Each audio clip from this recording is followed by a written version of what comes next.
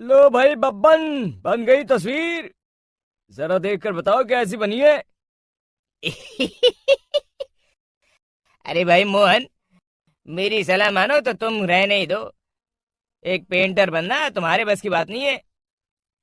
हाँ, तुमने सही कहा। मुझे भी कुछ ऐसा लगता है। खैर, आज शाम की गाड़ी से मैं शहर वापस जा रहा हूँ।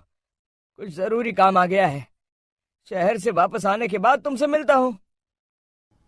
मोहन अपने घर के दरवाजे पर ताला लगा देता है और वहां से चला जाता है। फिर उसी रात अचानक तेज हवाएं चलने लगती हैं। चारों तरफ डरावना माहौल बन जाता है। तभी मोहन की बनाई हुई पेंटिंग की वो औरत एक खतरनाक चुड़ैल में बदल जाती है और पेंटिंग से बाहर आ जाती है।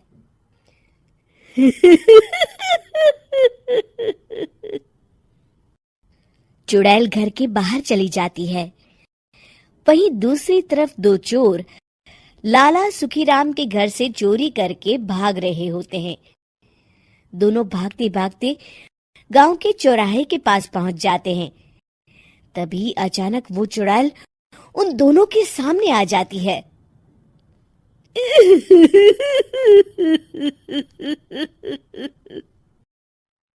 अरे मर गया रे। ये चुड़ैल कहाँ से आ गई? अरे मैंने तो तुझसे पहले ही कहा था कि आज अमावस्या की रात है।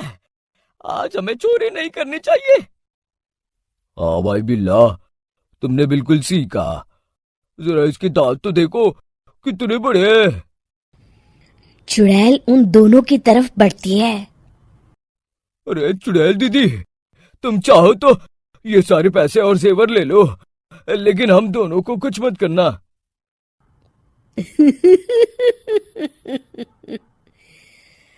पैसे और जेवर के लालच में तुम इंसान बिकते हो, हम चुड़ैल नहीं। तभी चुड़ैल उन दोनों चोरों को पुतले बना देती है।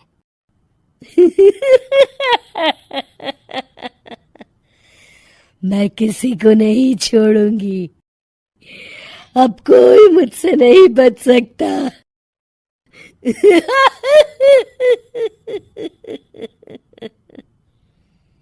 चुड़ैल अपने अगले शिकार की खोज में वहां से चली जाती है।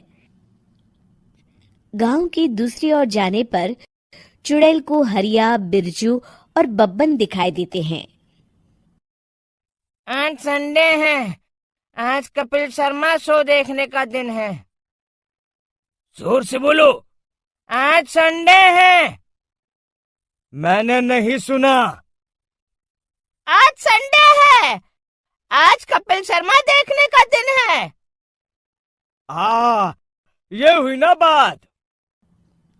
अरे ये कपिल शर्मा कौन है जो ये लोग उसे देखने के लिए इतने उतावले हुए जा रहे हैं? खैर, मुझे क्या, मैं अभी इन दोनों को मजा चखाती हूँ। चुड़ैल तेजी से उड़कर उन तीनों के सामने आकर खड़ी हो जाती है।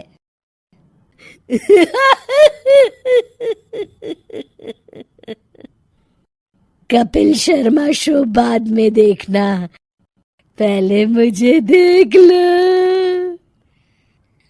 बब्बन चुड़ैल को देखते ही पहचान जाता है। अरे ये तो तस्वीर वाली औरत के जैसी दिख रही है। मुझे अभी नहीं मरना है। अरे भागो रे।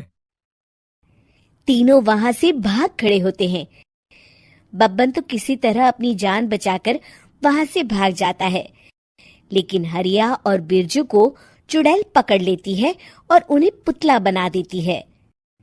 फिर चुड़ैल बब्बन को पकड़ने के लिए उसका पीछा करती है, लेकिन बब्बन उसे कहीं नहीं दिखाई देता। अरे वो मोटा तो बड़ा तेज भागता है, शायद उस तरफ गया होगा। बब्बन एक दीवार के पीछे छुपकर बैठ जाता है और चुड़ैल उसके सामने से आगे निकल जाती है।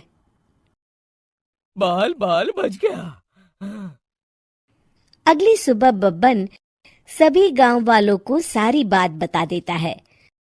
फिर उस चुड़ैल के डर से रोज शाम होते ही पूरे गांव में सन्नाटा छा जाता था और कोई भी अपने घर के बाहर नहीं निकलता था। अरे ये क्या हो गया? इतनी देर से घूम रही हूं, अभी तक एक भी आदमी नहीं मिला।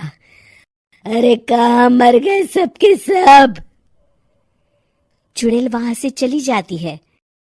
इस तरह कुछ दिन बीत जाते हैं।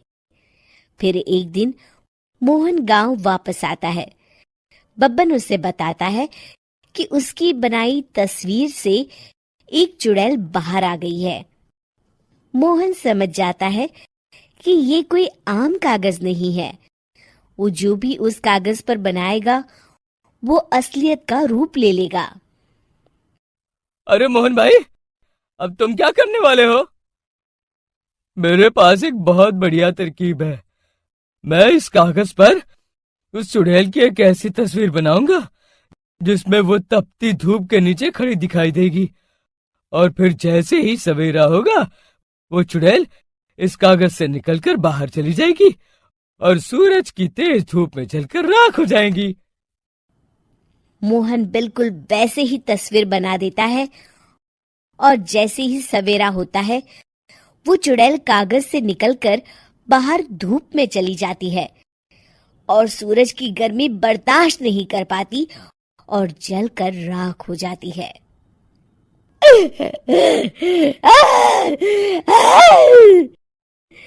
ये मुझे क्या हो रहा है? मैं सूरज की रोशनी बर्दाश्त नहीं कर सकती। मेरा पूरा शरीर जल रहा है।